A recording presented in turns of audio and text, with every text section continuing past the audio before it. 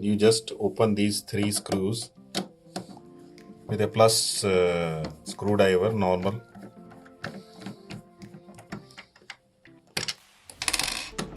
Like I am opening one after the other. This is the second one.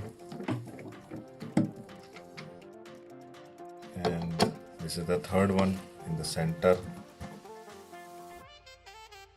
Then you just pull this plate and you open. There's a PCB with a small screwdriver. You have to, there's a safety reset here. If you see here, there's a safety reset over this side. If you see,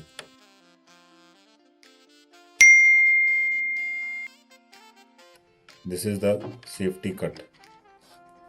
You just press this once and it get reset, and then you just put back.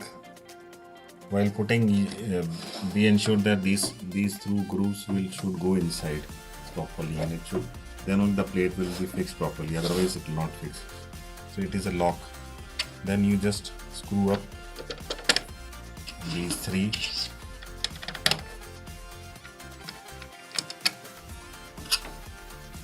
And again just tighten.